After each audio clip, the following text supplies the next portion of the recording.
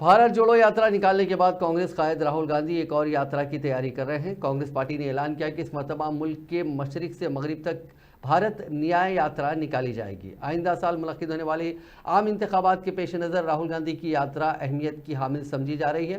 कुल हिंद कांग्रेस के general secretary KC. Venugopal ने बताया कि ये यात्रा आइंदा साल 14 जनवरी से 20 मार्च तक निकाली जाएगी। मणिपुर से मुंबई तक जुमला 6200 किलोमीटर तक इस यात्रा के जरिए अहाता किया जाएगा। वहीं जयराम रमेश के मुताबिक इस यात्रा में खवातीन, नौजवान और पसमानदा तबका से मुलाकात की जाएगी और उनके मसाइल से वाकिफियत हासिल की जाएगी। भारत जोड़ो यात्रा के बाद अब राहुल गांधी जी के नेतृत्व में कांग्रेस पार्टी भारत न्याय यात्रा निकालने वाली है।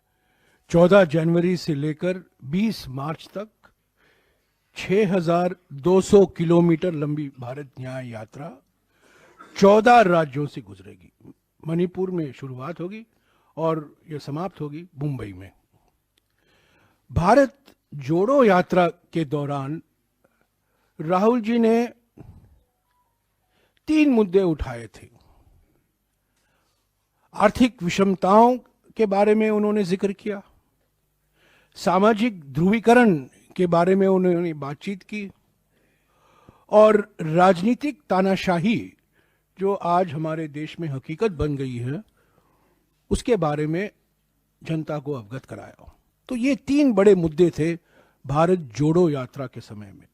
उन्होंने अपनी आवाज बढ़ती हुई आर्थिक विषमताओं के बारे में, बढ़ती हुई सामाजिक ध्रुवीकरण के बारे में और बढ़ती हुई राजनीतिक तानाशाही के बारे में उन्होंने अपने विचार जनता के बीच में रखा।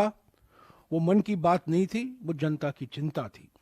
लोगों से सुनने के लिए भारत जोड़ो यात्रा निकाला गया था। अब ये यात्रा दूसरे चरण में भारत न्याय यात्रा है। आर्थिक न्याय के लिए, सामाजिक न्याय के लिए और राजनीतिक न्याय के लिए।